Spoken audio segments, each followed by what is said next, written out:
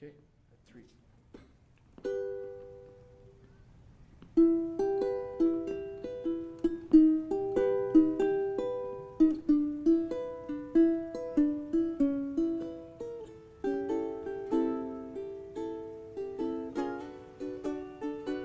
In 1956, this building was built as a warehouse. Its vast spaces would soon see the dawn of the Canadian Broadcasting Corporation's new television era. It is still home to a diverse range of creative people. This is that story. It's our first home together.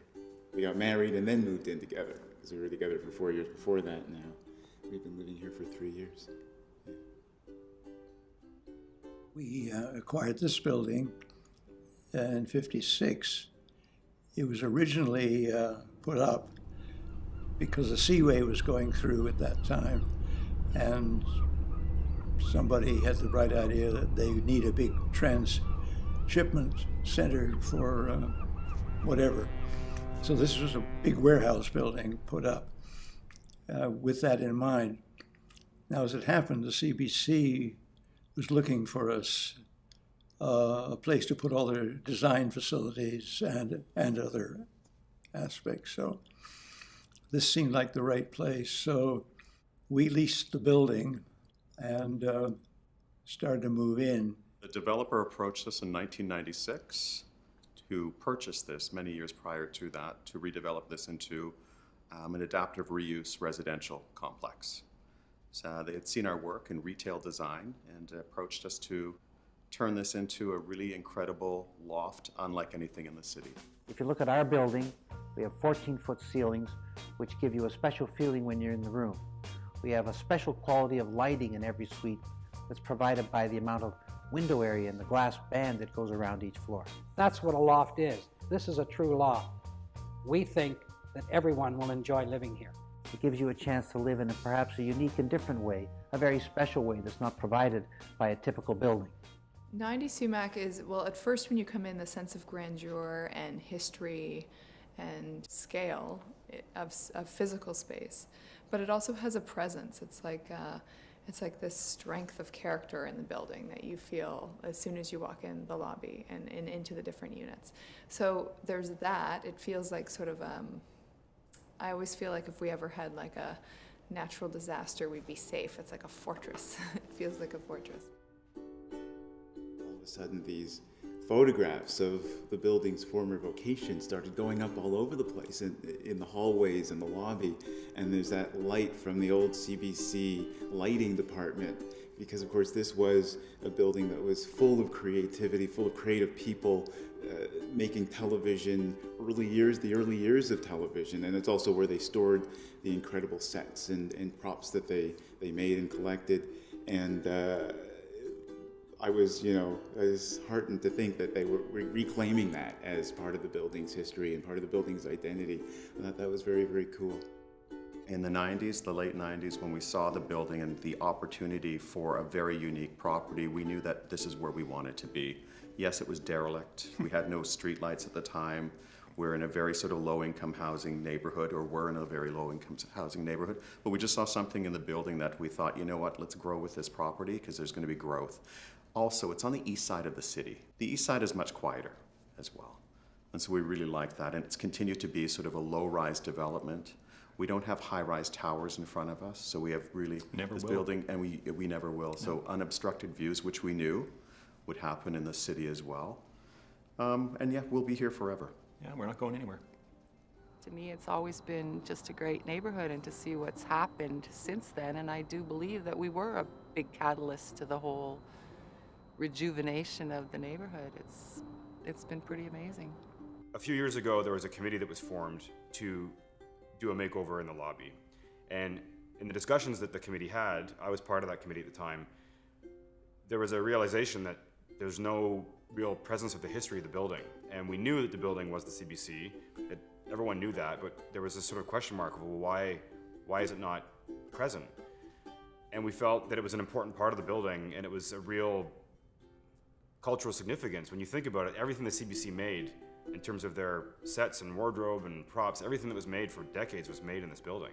So there's a real chunk of Canadian heritage and culture that was produced in this building. Yet here, as a present-day loft building, there was no mention of it and no presence. So we approached the CBC archives, the City of Toronto archives, and we managed to find a couple of contact sheets worth of negatives of photographs that were taken in the 1960s that were great sort of slice of life moments of the building in that time period.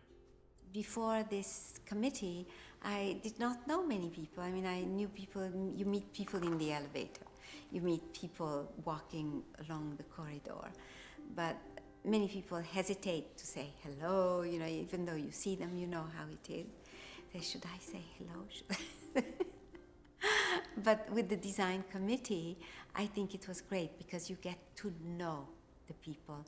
And I think the people on the committee and the people on the board are really great people. And I'm really enjoying that. The first time CBC had ever shot outside with a live drama. Nikolai Solovyov, who is pictured in the photograph at the back, who worked with Eisenstein. He was designed Eisenstein's, a couple of Eisenstein's pictures. Nikolai said, we'll build the St. Petersburg Square out in the parking lot. What? Nick, what will happen to all the parking? What will happen to all the design department will go crazy. Mid-December, no snow. So then everyone in the drama department saying, oh, Paul, boy, are you gonna get it, hey, Tom? That's right. And so basically I prayed, and 3 days before no snow, 2 days before no snow, I thought, well, I had no contingency plans. But Robert Allen, the great supervisor of Ultra, I'm sure he did, but I didn't. And the morning we were supposed to shoot with Tom Farquharson, who was the top cameraman at CBC. A little exaggeration there, but not at all. He was the guy. And Tom, I managed to get him, and he was going to come.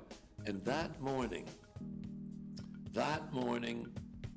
it snowed. I looked out the window, snow was falling. I shoved on my clothes, rushed down to the Sumach parking lot, and put tape around it saying, do not walk on the virgin snow. And now we have a lobby that has photographs in it from the old days at the CBC. We have a lobby that respects the architecture of the building and the purpose of the building. And I think that that was something that really did contribute to the community here, because people had an identity. The building had a personality.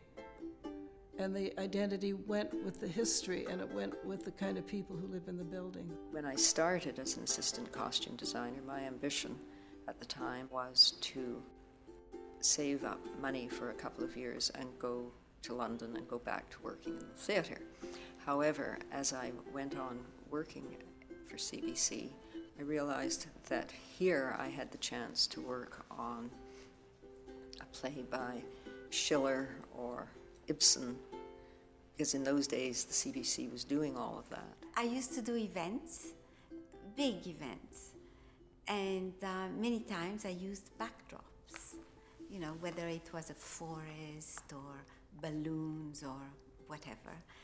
I would come here because they had all these huge backdrops, and they were not expensive to rent either. And they were extremely nice people. They would roll it up and deliver it and so on and pick it up. They were fabulous. And that is how I came to know this building. One of the dreams of a painter in a scenic art department is to at some point be able to do a backdrop, which is like doing a big painting. It's a very scary thing in the first place, because you get this tiny little 5x7 photograph, and they say, you've got 2 days or 3 days to do this, right? And so you're looking at this big, huge 16-foot by 20-foot canvas, and you go, okay, here we go. Let's try this. But it was exciting to be able to do that, and that's one of my best memories, to be able to actually complete one of those. It was a place to learn and grow. And I think everybody in the CBC in those years had that opportunity. They could do all sorts of things that they perhaps didn't think of when they started. One of my earliest memories of the building was when I first started in the film business, like 25 years ago. I came here as a PA to pick up props from the props department, back when it was here.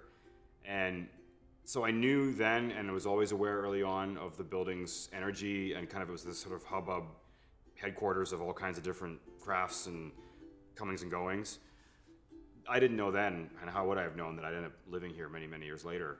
But having a sense of that then, and I feel pretty fortunate that I was able to glimpse that, I sort of still feel that there is that sort of spirit still in the building, having seen it a little bit and knowing what was going on, which I think is sort of what made it such a great privilege and honor to be part of the process of bringing that history back to the building. Because I sort of felt connected to it because I was in the film business at the time, that it felt really special and right that now we were bringing it back to the building, and knowing we were going to add a piece of permanent history to the building that will never go away, because it is something that it's the past, it's the history of the building. You can't take that away. I was in the graphic department as that cameraman role for about 2 years, and then the unions started to come in, and I had filled in as an artist. I had made my own animation films at home. I did years before with a camera and so on as an artist, and I had samples of puppet animation and all that. So at one point, David Mackay, the supervisor of graphics, he said, look, the unions, IATSE is an American union, and they want all the camera people to join that union, and all the designers, there's a Canadian union starting CUP, C-U-P, Canadian Union of Public Employees, and he said, you have a choice. Do you want to continue as animation cameraman or as a designer? So I decided to switch and join the union and become a full-time designer, which I was for the next 30 some odd years in 90, good old 90s Sumach, you see. I was just graduating from college, or in college, studying music in Winnipeg, and had the opportunity to audition for a television program, live performing music. Hymn Sing it was called, ran for a long time, about 32 years I think. And I actually grew up watching this show, funny enough. And I got a job, performed 2 years for the CBC, worked for the CBC for 2 years. So when I found out at some point that this building was actually a CBC building, a production building where music and dance, theater, film, all venues of creativity happened right in this building. For our national, broadcaster, CBC, which I really am a fan of, I'm a big supporter of Canadian broadcasting, and it just made everything a little more special. Yeah. It doesn't feel like a condo. It feels like a neighborhood. I don't know how else to explain it. Every other condo I've been in feels like a building that's pretty anonymous. But this really feels like its own neighborhood, within a neighborhood, of course, as well. I think part of it is the building itself, the physicality of it. And you can see the scars from its days as a warehouse on the floor. To me, I don't know why, but that really changes the way the building feels, as opposed to most of the condos, 99% of the condos downtown, which were purpose-built as condos, and they feel that way.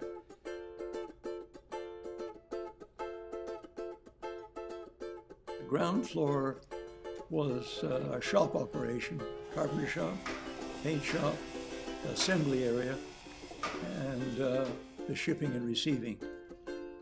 The second floor was the design administration offices, our reference library, mainly a picture collection, and graphic design, and costume design, and set design.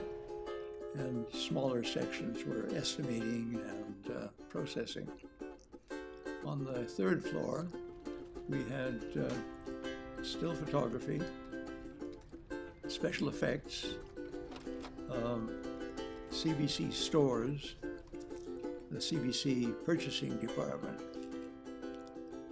On the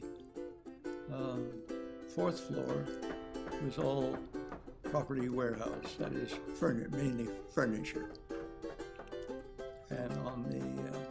5th floor was scenery warehouse. And on the 6th floor, we had all our rehearsal halls. There is wide open space and everyone gets their good place to be, and there's lots of room for everyone. It's not like a squished house, and everyone, and it's not like everyone's living in the same small building like this. Everyone's spread out. One of the things I think I really appreciate about living in this building is the sort of natural creative bent about the people that live here now. And I gotta think, well, I didn't work here back in the heyday, that there's probably a striking similarity between the feel of what it's like to come into the building today as it was once. Sumach Street was an absolute hive of production. It was just really busy. And in the design department, in the main reception area, was a huge, large production chart on the wall.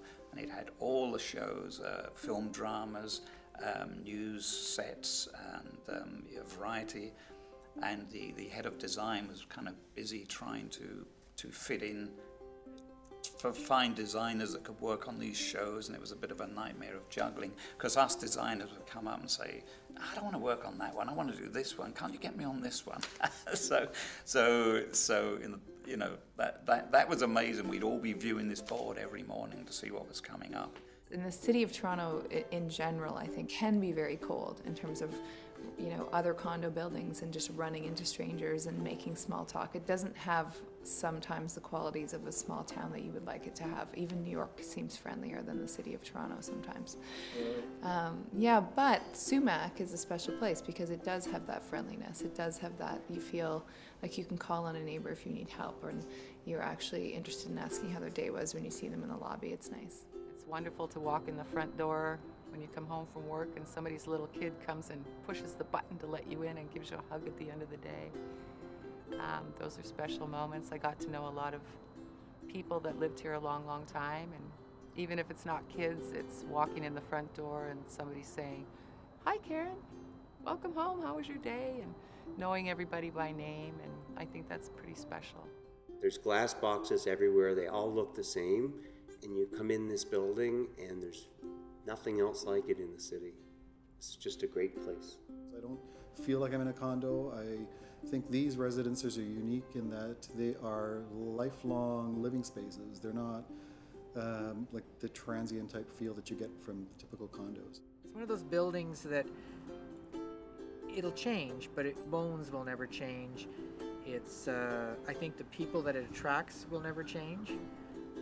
It attracts very interesting, artistic, creative individuals. So many people know who Cooper is because they saw me when I was pregnant. And we had neighbors that left us little baby gifts on the door without any provocation. We'd just come home, there's a nice little baby gift on the door. Nick and his wife gave us something. So it was very much a community, I think, that you wouldn't expect. I love the people, and so nice to me, like my second home here. People so friendly to me. Also, I have a good friends here. I make good relationship with some people. I think people watch out for each other in general. I think when we need to come together, people have really done a great job at that. Whether it's for a work item that has to be taken care of in the building, like painting the garage, for example, or just getting together to have parties on the rooftop, which we do every summer. It's great.